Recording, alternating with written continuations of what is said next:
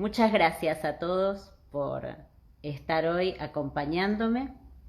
Como les digo, es en ausencia de Alejandra, que justo tuvo, bueno, una situación de urgencia, así que, bueno, aquí estamos hoy en viernes, desde aquí, desde Buenos Aires, para charlar un poquito acerca de teoría, técnica y clínica en psicoanálisis. Hoy especialmente me interesa trabajar con ustedes algo que pueda permitir reunir, ¿no? Muchos de los conceptos que andan dando vuelta en muchos lugares. Ustedes saben que nuestro trabajo produce muchos textos. Sin embargo, a veces para aquellos que recién se inician, les cuesta seguir, articular los conceptos. Y bueno, este es un vivo en el cual vamos a tratar de articular cuestiones esenciales del inconsciente, del aparato psíquico, pero también de esa lógica que en el nudo Borromeo permite comprender por qué está organizado de ese modo, ¿sí? Así que, bueno, empezamos. Lo primero que les quiero decir es que la semana pasada estuvimos hablando de cómo el psicoanálisis es pensado desde distintos medios de comunicación como casi como si uno dijera una charla de café, ¿no? Una charla en la cual se habla y el psicoanalista interviene, pero nada más que eso. Y allí fue donde yo les pude articular la cuestión de la lógica formal antinómica, de la matemática del caos, de la física cuántica, es decir, cuántos de los conceptos de la ciencia más moderna, ¿no? Nosotros también formamos parte de ese proceso en el cual necesitamos pensar en esos términos. Por eso, hoy especialmente les voy a traer algo que muy pocos saben, y es que antes de que Lacan trabajara el inconsciente estructurado como un lenguaje, lo pensó como una máquina cibernética. Es muy interesante, pueden encontrarlo en el seminario 2, que también nombramos la semana pasada, cuando hacíamos la distinción entre las ciencias exactas y las ciencias conjeturales. Dentro de las ciencias conjeturales, la idea del inconsciente como máquina cibernética, y piensen que estamos hablando de 1954, cuando en realidad 4 años antes, solamente 4 años antes, Alan Turing, ustedes saben, el fundador de lo que actualmente se llama inteligencia artificial, escribe en un artículo y dice lo que ahora se llama el test de Turing, ¿no? Que dice, bueno, habremos de pensar como inteligencia artificial el día que podamos estar hablando con una máquina y esta máquina pueda ser confundida con un sujeto humano. ¿Qué dice Lacan 4 años después? Dice, el inconsciente está estructurado de una manera que funciona cual máquina cibernética. ¿Qué significa eso? En principio, lo importante es que está estructurado. Vieron que muchas veces se habla de la presencia-ausencia, el significante que debe ser leído sobre el fondo de la ausencia. Bueno, ¿cómo lo piensa Lacan en aquel momento? Dice, la máquina cibernética funciona en términos binarios, y ustedes podrán leer eso en términos de lo que es actualmente, ¿no? El lenguaje de las computadoras. Entre ceros y unos, presencia y ausencia. Está estructurado de esa manera, de tal modo que nosotros podemos pensar un mensaje que se estructura allí en el aparato psíquico y que sigue dando vueltas en forma de mensaje. Pero, ¿cuál es ese mensaje que la máquina cibernética funciona presentando una y otra vez? En el 2020 dábamos un ejemplo. Decíamos, bueno, la máquina cibernética puede ser pensada, el inconsciente, ¿no? Puede ser pensado en términos del buscador Google. Vieron que, por ejemplo, ustedes están buscando algo en el buscador y de repente a las horas empiezan a aparecer todos, no sé, avisos, propagandas de cuestiones parecidas a lo que ustedes inicialmente estaban buscando. Ese algoritmo de Google que permite que aquello que inicialmente se introdujo se repita incesantemente es el mismo concepto que tiene Lacan para pensar el inconsciente en términos de máquina cibernética.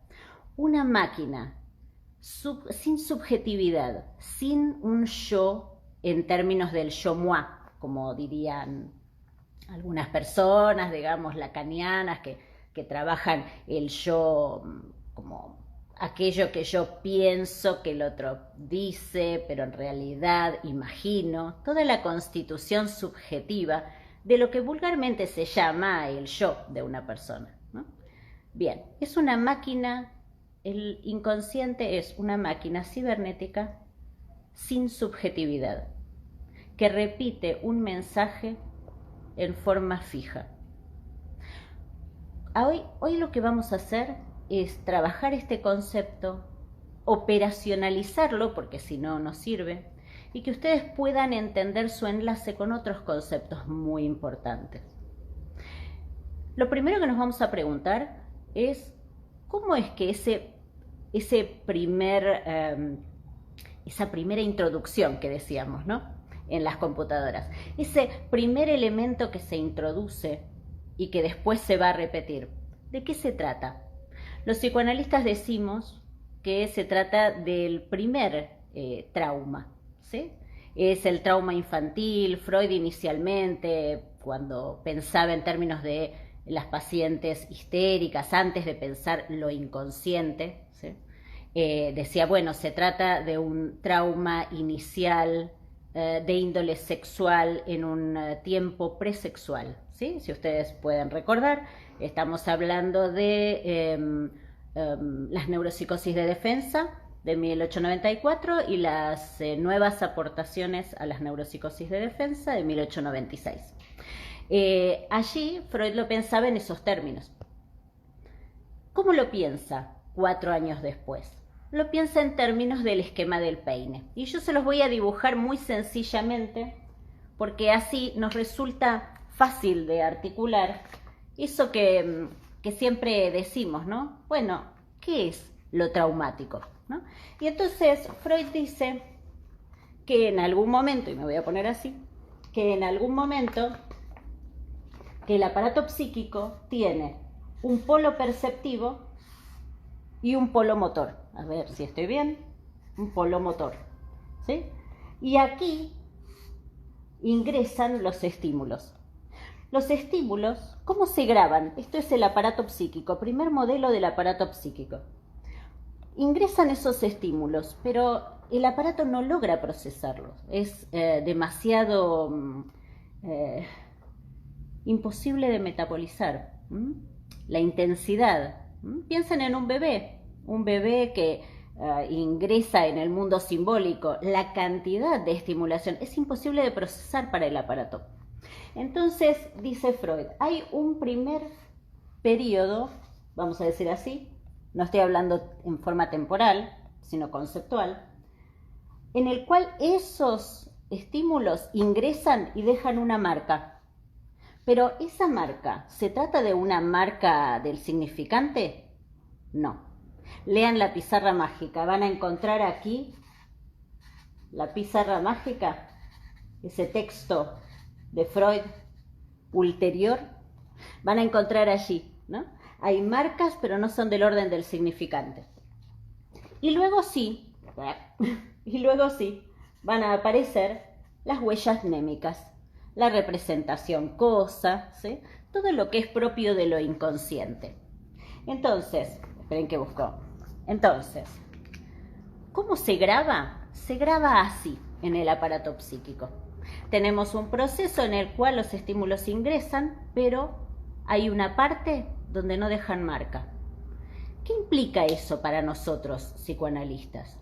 Implica que hay un tope a la rememoración, ¿sí? Es decir, que aquello que el paciente puede recordar y puede adscribir a una situación que recuerda, tiene un límite, porque hay un punto en que no hay memoria de eso, o mejor dicho, no hay memoria, pero sí hay memoria, pero no hay marca significante, ¿sí? Ahora bien, la otra pregunta es, ¿cómo se almacena en el aparato psíquico este mensaje que se acaba de marcar? ¿Sí? ¿Cómo es que circula ese mensaje? Que después lo que va a producir es la compulsión a la repetición. Esto que hablamos siempre, ¿no? Y ahí fíjense cómo articulamos otro concepto. La compulsión a la repetición como ese proceso mediante el cual el inconsciente induce escenas, encuentros con personas que repiten escenas que inicialmente fueron origen del daño, ¿sí? Entonces, recapitulemos. En esta parte, aquí, en esta parte, es donde está lo que podríamos decir el desencuentro estructural del sujeto con lo real y el lenguaje. Ambos elementos, lo simbólico y lo real, no logran combinar de modo que lo simbólico pueda explicar lo real. No hay palabra para todo lo que siente el sujeto. No. Después sí aparece toda la red simbólica y allí ya estamos en las huellas mnémicas, ¿sí? Entonces, fíjense que si pensamos en términos del nudo Borromeo, y se los voy a dibujar aquí,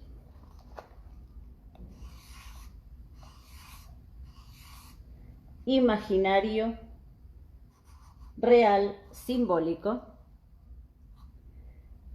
cuando lo simbólico avanza sobre lo imaginario, y acá voy a usar otro color, cuando avanza sobre lo imaginario tenemos lo inconsciente, ¿sí? Ahora, ¿qué sucede? ¿Qué quiere decir que avanza sobre lo imaginario? Que ¿cómo se graba ese mensaje? Y aquí vamos a la segunda parte. ¿Cómo se graba ese mensaje? ¿Cómo se mantiene adentro del aparato? Y ahí ustedes pueden entender la lógica de que Freud diga el aparato psíquico está constituido como un aparato óptico, como un telescopio, ¿sí? Tiene una lente, ¿sí? Es un aparato fotográfico, capta una imagen. ¿De qué modo lo dice Lacan? Porque Lacan en este punto no inventa, toma esto de Freud, más lo articula con Vallon y crea lo que es el estadio del espejo. El sujeto se constituye por anticipación en el espejo. Pero, ¿qué se constituye ahí? Piensen ustedes, ¿qué se constituye? Se constituye una escena, ¿sí? Entonces, el otro concepto que ustedes van a pensar, digamos, ahora podemos incluir, es que ese daño estructural se guarda en el aparato psíquico en forma de escenas. ¿Y cuál sería? Fíjense cómo aquí les voy articulando, ¿no? ¿Cuál sería el concepto psicoanalítico que engloba, ¿no?, lo que nosotros podríamos llamar escenas? Piensen, si quieren contarme, a ver si a alguno se le ocurre, ¿cuál sería el concepto psicoanalítico que apunta a pensar en términos de escenas? Porque si pueden entender, digamos, esta concatenación que yo les voy haciendo, pueden comprender por qué en el aparato psíquico tenemos lo simbólico avanzando sobre lo imaginario, ¿sí? ¿Por qué? Digamos, sobre allí. Ustedes van, ahí está Robert, bien, dice fantasma, muy bien, es exactamente eso. exactamente eso. Allí el fantasma es lo que se va a constituir como modo, ¿sí?, de taponar, ¿sí?, ese agujero que hace imposible para el sujeto recubrir con el lenguaje lo que es del orden de lo real. Entonces se constituye una escena. Ahí está. Bien, Alejandra también. Entonces, ¿cuál es el tema aquí que me parece como muy importante? Que es pensar que el aparato psíquico es inductor de superficies. ¿Sí?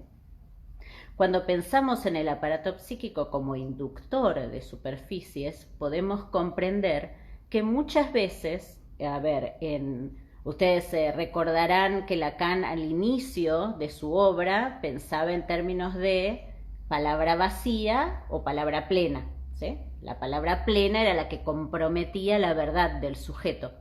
La palabra vacía, justamente como el mismo término lo dice, no. Ahora bien, cuando Lacan pasa de esa primera época en que piensa de ese modo, donde lo imaginario en aquel momento tiene menos categoría de importancia para él que lo simbólico, ¿sí? Y por eso ustedes pueden ver, ¿no?, aquí que al producirse una escena, por eso es que lo inconsciente avanza sobre lo imaginario y crea escenas, ¿sí? Bien, pero ¿qué es lo que ocurre allí? Que en la última época de la obra de Lacan, cuando Lacan articula los tres registros, lo imaginario tiene igual importancia que lo simbólico y lo real.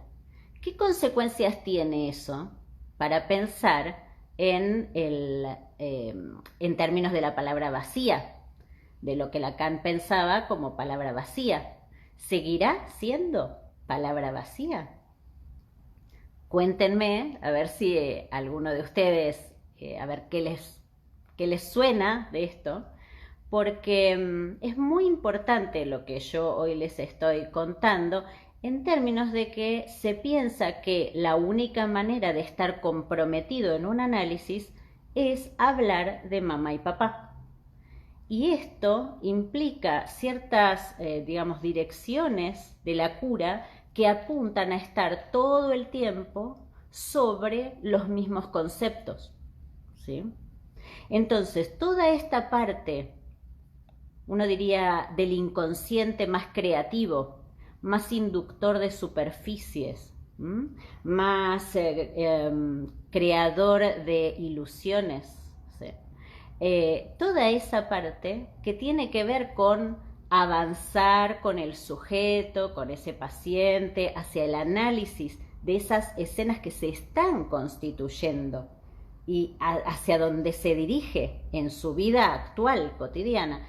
Generalmente, cuando la dirección de la cura apunta siempre a trabajar sobre las marcas de madre y padre, muchas veces pierde esta idea de que hay que trabajar lo que sucede, las escenas que se vienen, y en todo caso, esos puntos en los cuales esas escenas están articuladas a las escenas del pasado, de mamá y papá, ¿sí?, pero en su articulación. Muchas veces lo que se escucha es que un psicoanálisis solo hablará del pasado. Y fíjense cómo todo esto que les cuento tiene efectos enormes, ¿sí?, sobre la superficie, perdón, estoy leyendo, inductor de superficie puede entenderse como constructor de escenas, sí, exactamente, sí, constructor de escenas. Un inconsciente absolutamente creativo y que todo el tiempo pugna por escribir. Por eso, cuando pensamos en estos términos, entendemos por qué Lacan trabaja esto de algo que no cesa de no escribirse, porque una y otra vez intenta a través de esas escenas, de esos encuentros, de esos rasgos, de encontrar esos rasgos inconscientes en las personas de la actualidad, ¿sí?, y son modos en que el aparato psíquico intenta transmitir una verdad, ese mensaje inicial. Entonces, volvamos, porque si no yo sigo adelante, digamos. Ese punto donde nosotros podemos ubicar que no existe, pensado desde la última etapa de Lacan, una palabra que sea del todo vacía, ¿sí? No es realmente, salvo que sea un paciente que, bueno, realmente ha venido obligado y no quiere, ¿no? Pero si ha venido por su propia voluntad y tal vez está frenado, está imposibilitado de hablar, ¿no? Aquello que diga, aquella anécdota sobre, no sé, lo que le ocurrió ayer con el vecino o el último libro que leyó, o todo eso que algunos analistas pueden tender a pensarlo en términos menos importantes, son indicadores de la escena original. ¿Comprenden? Esto es muy, muy importante, porque si no, se produce como cierta fosilización, ¿sí? Cierta rutinización, vamos a ver en el sentido de las rutinas que van perdiendo sentido creativo, donde todo el tiempo los psicoanalistas podemos ser tildados de personas que solo hablan del pasado, ¿sí? Entonces, vamos a ver un ejemplo, ¿sí? Una vez vino una paciente al consultorio y llega unos minutos más tarde, primera entrevista. Llega al consultorio y me dice, ay, no me he podido arreglar, hubo una fuga de gas, y bueno, nada, y como que no había podido bañarse, y bueno. Comentario que, bueno, uno puede decir, bueno, ok. Ella comienza a hablar, a desplegar una serie de circunstancias en las cuales ella no entiende qué sucede, porque la gente a veces la desconoce, la maltrata. Ella dice, yo no me doy cuenta que yo sea maltratadora, y a la vez lamenta mucho, ¿no?, situaciones de maltrato recibido, ¿eh?, donde ella se siente profundamente atacada. Con el correr del trabajo analítico, ¿vieron que muchas veces se dice en la primera sesión está todo? Bueno, esa idea guárdenla porque es muy importante. En la primera sesión está todo, lo que después se va a ir desarrollando, pero en cada sesión estos comentarios que uno podría pensar al pasar siempre son productores de información para el analista y también entregan significantes. Cuando trabajé con esta paciente, lo que surge es que su familia, parte de su familia, había terminado en Auschwitz. Y ustedes comprenden allí, digamos, bueno, había habido toda una historia de una fuga, ¿sí?, un intento de fuga. Fue muy impresionante retomar ese concepto, ¿sí?, de hubo una fuga de gas, ¿no?, y yo no pude prepararme. ¿Ella habla de ella? No es el yo moi el que está hablando, es el sujeto de lo inconsciente. Y el sujeto de lo inconsciente habla todo el tiempo en metáforas.